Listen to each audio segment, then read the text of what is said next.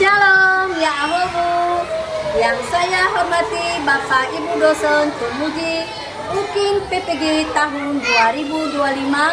Perkenalkan, nama saya Erniwati Deli, SPDK, mengasuh bidang studi pendidikan agama Kristen di UPTD SD Negeri 0711777 Onolimbu. Hari ini saya melakukan praktek untuk memenuhi UKIN PPG tahun 2025 dengan materi pelajaran 10 semester 2. Aku suka menolong sesama. Mohon dukungan dan doa. Berikut video pembelajaran saya. Terima kasih. Ya Ahobu. Selamat pagi anak-anak. Pagi, jeng jeng jeng. Luar biasa. Apa kabarnya? Sehat, kuat, luar biasa. Yes. Terima kasih.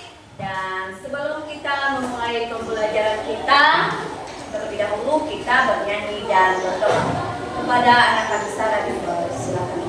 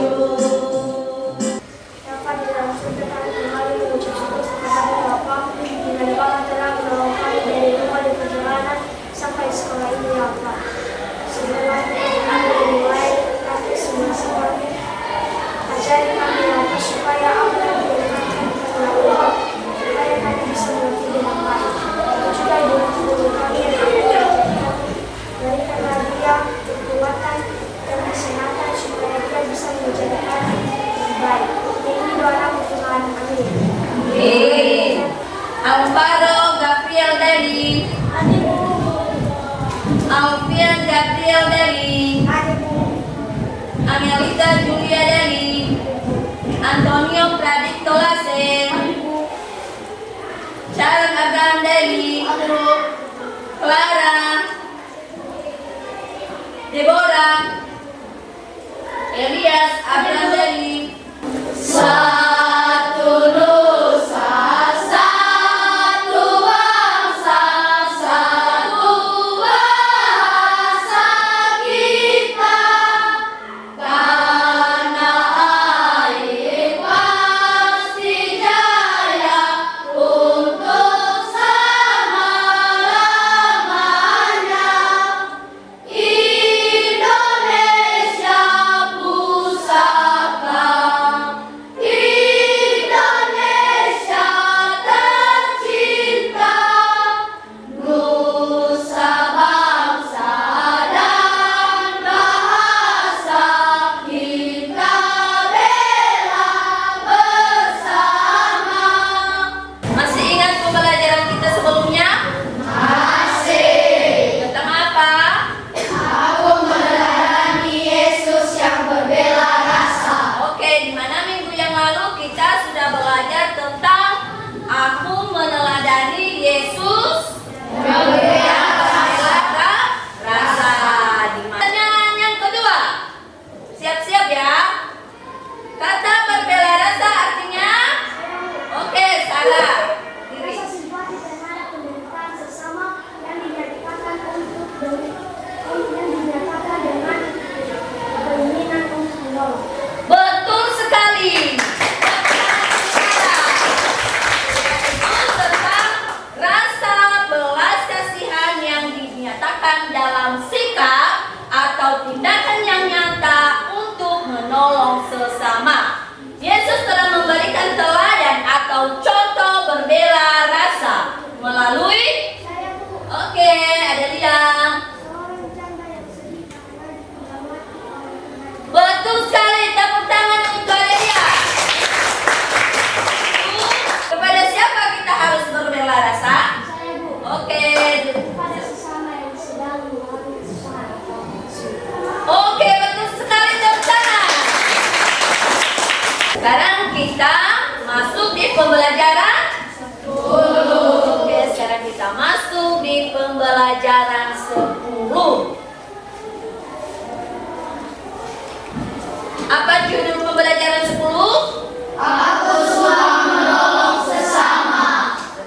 serentak.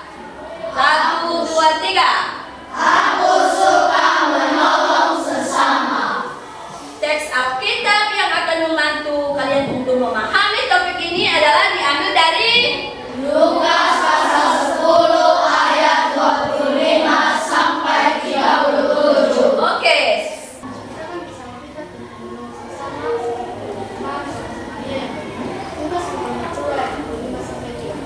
Oke, menceritakan kisah Alkitab tentang menolong sesama seperti perumpamaan orang Samaria yang baik hati. Nanti kita bisa membaca di Lukas pasal 10 ayat 25 sampai 37. Tujuan pembelajaran yang kedua. Oke, Dipto. Menjelaskan makna pentingnya menolong tanpa membeda-bedakan orang. Baik, betul sekali. Terima kasih Dito. Yaitu tujuan pembelajaran kita yang kedua yaitu menjelaskan makna pentingnya menolong tanpa membeda-bedakan orang. Tujuan pembelajaran kita yang ketiga, siapa yang bisa membaca? Oke. Si Hari dulu. Memberikan contoh tindakan membantu bersama dengan keluarga, sekolah, dan masyarakat. Betul sekali, yaitu tentang memberikan contoh tindakan membantu sesama di lingkungan keluarga, sekolah, dan masyarakat. Mari kita saksikan secara bersama-sama. Nah, ini gambarnya apa ya? Ini adalah gambar keberagaman yang ada di Indonesia. Nah, anak-anak bersuka cita tidak ya ketika anak-anak itu bisa tinggal di Indonesia? Tentunya sukacita ya, karena Indonesia adalah bangsa yang besar, bangsa yang majemuk dan kaya akan keanekaragamannya. Anak-anak bisa lihat ya pada gambar ini, sangat berbeda-beda ya, banyak perbedaan. Tapi ini menjadi satu hal yang sangat menarik bukan? Lalu apa itu arti kata dari Indonesia bangsa yang majemuk? Nah, kalau anak-anak kita belajar ya mengenai arti Indonesia itu bangsa yang majemuk itu seperti yang apa sih Kak Dia?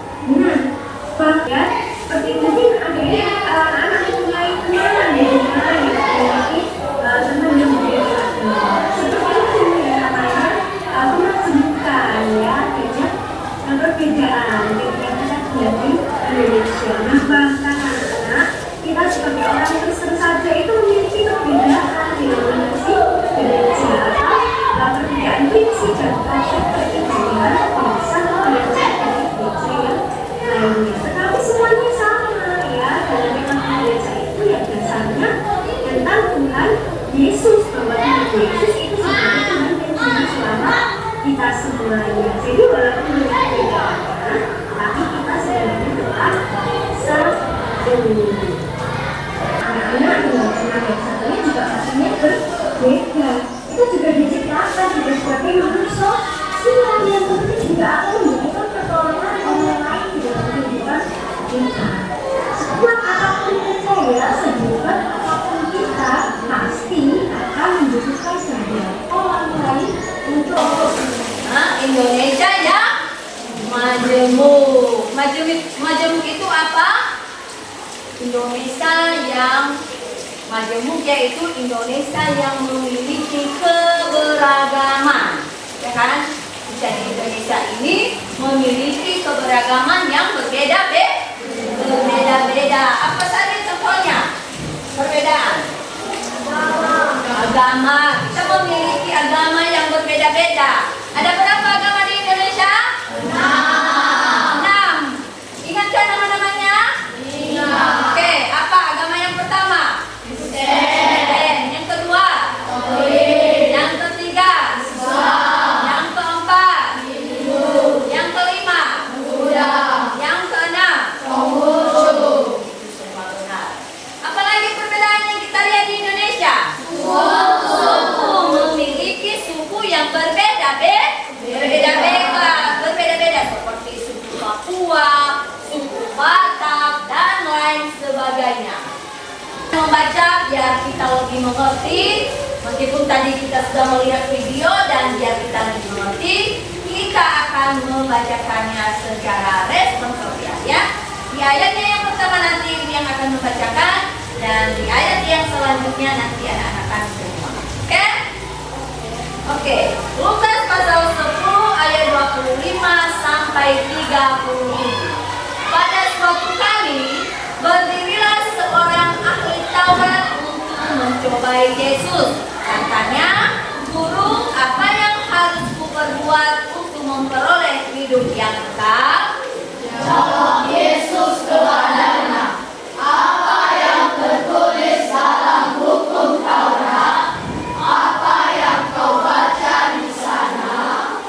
Jawab orang itu, "Kasihilah Tuhan Allahmu dengan segenap hatimu, dan dengan segenap jiwamu, dan dengan segenap kekuatanmu, dan dengan segenap akal budimu, dan kasihilah sesamamu manusia seperti dirimu sendiri."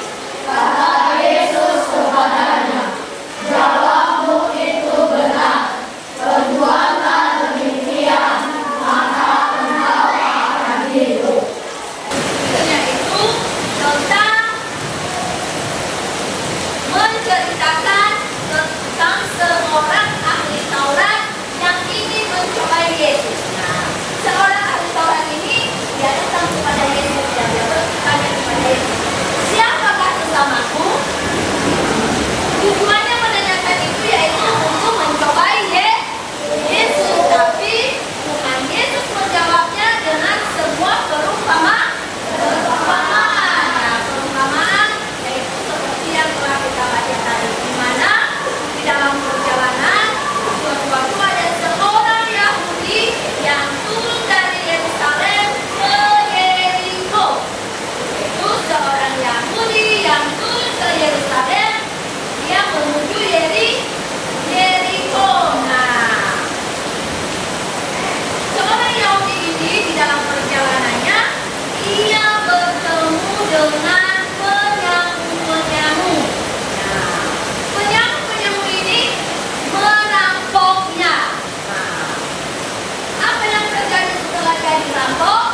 Dia dipukuli, dia ditendang, semua barang-barang bawaannya semuanya diambil sehingga dia tidak memiliki apa-apa. Dan setelah itu ia dipindahkan ke kapal setengah mati di pinggir jalan. Dan sehingga dia tidak bisa bergerak lagi, dan dia ditinggalkan begitu saja di pinggir jalan.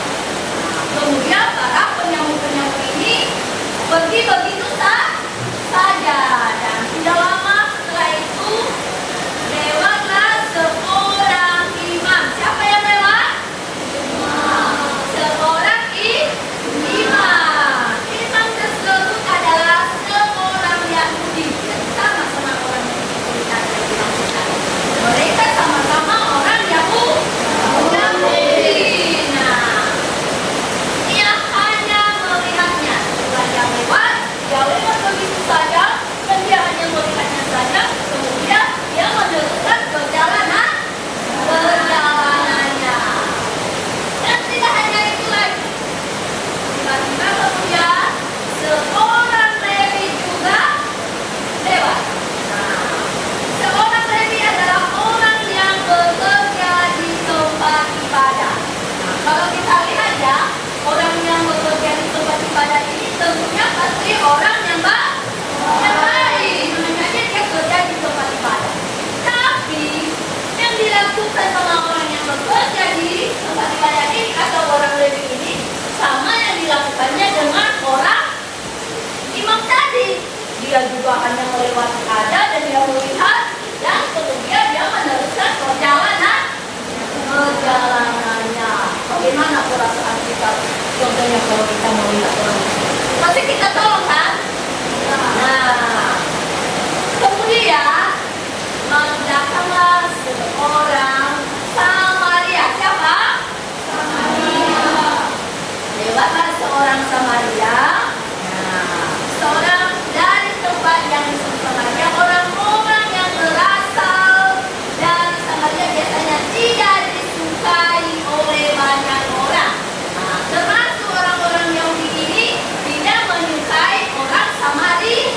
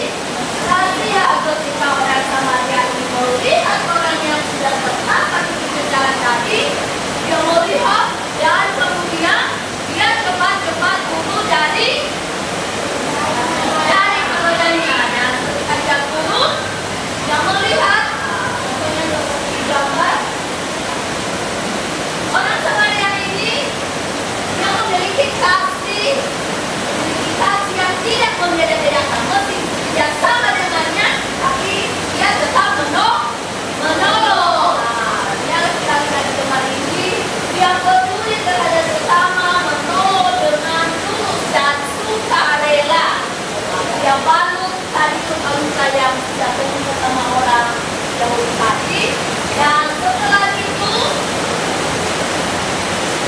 dia mengangkatnya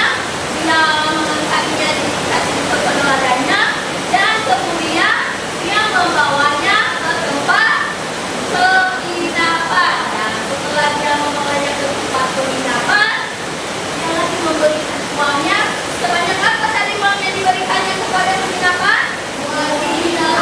2 dinar yang meninggalkan. Kalau ada lagi yang diberi, kalau ada lagi yang kedua yang melebihi yang 2 dinar ini, dia nanti akan membayarkannya nanti kalau dia kembali.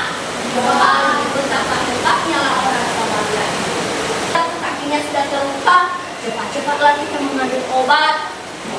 Seperti tadi, Abraham, kenapa kamu jatuh tadi? Ayo kita angkat Abraham dulu, kita obati dia. Kita balut lukanya, kita bersihkan, kita balut. Itu adalah salah satu contoh menolong. Apa lagi? Nah, keluarkan yang ada di hatimu, ya, harus berani. Adelia, apa contoh tolong menolong di lingkungan sekolah?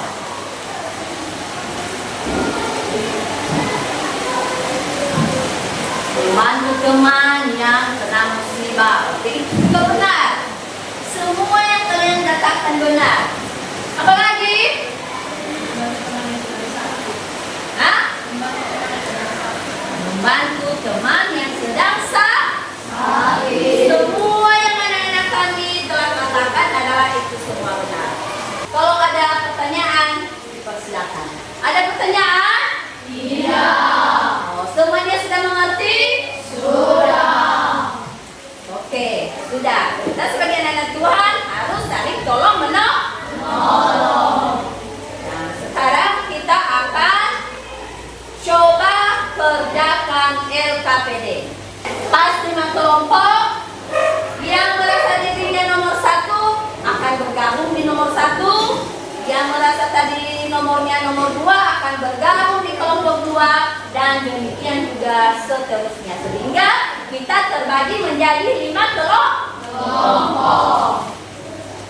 Langsung baik. Meja akan di apa? Ada 2 meja tadi. Bagi 5 kelompok, Pak. Itu disebutkan meja itu. Oke, sudah dapat semua anggota kelompoknya? Sudah. Ini kelompok apa? 1, 2, 3. Nah, sana? 5. Baik, perhatikan. Sebelum kita memulai kerja kelompok, sesuai gambar yang sudah kita lihat di sini, perhatikan baik-baik gambar ini. Ini contohnya gambar apa ini? Gambar kakek-kakek dan yang sedang mengemis. Jadi kakek ini adalah butuh pertolongan. Oke, kalian nanti lihatlah baik-baik nanti dengan anggota kelompokmu, kemudian jawablah pertanyaan nanti sesuai dengan gambar yang kamu lihat di bawah ini. Mengerti? Orang yang menulis ya, yang harus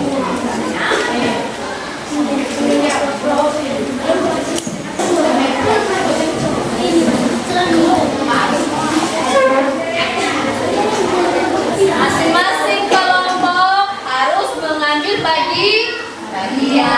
Jangan hanya ada bagian dulu saja yang menjadi penonton.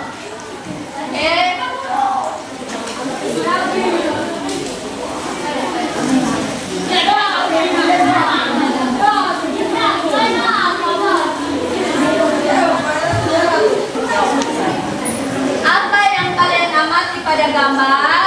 Amati gambar ini. Lihat secara mendetail gambar ini ya. Kemudian ceritakan sama kamu sendiri apa yang kamu lihat di dalam gambar. Apa hal baik dan tidak baik pada gambar? Jadi mereka merasa kan? Oh, ini di dalam gambar ini. Kita sudah melihat di dalam gambar ini sedang bapaknya sedang mengaku, ibunya sedang ngepel. Dengan adanya kerjasama atau gotong royong di dalam keluarga ini, jangan mereka cepat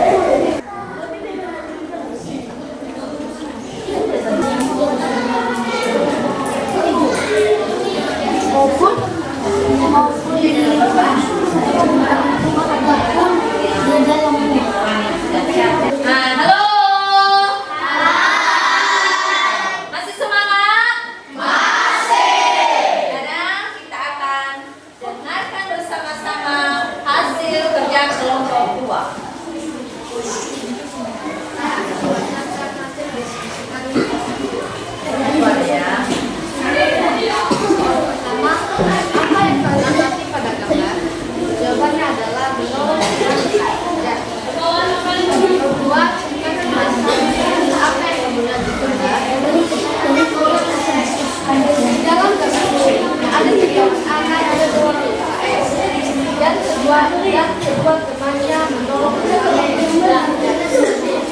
Oke, kelompok 2 sudah bagus. Tepuk tangan untuk kelompok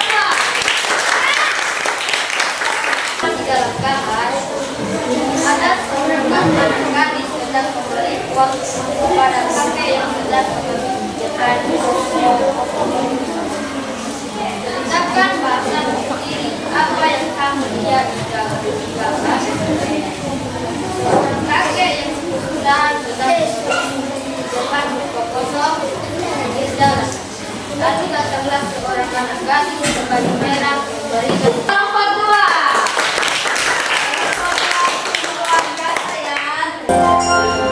Tangan ke atas menggapai bintang, tangan ke samping burung yang terbang, tangan ke depan ikan berenang, terlunjak tapi siap berdoa.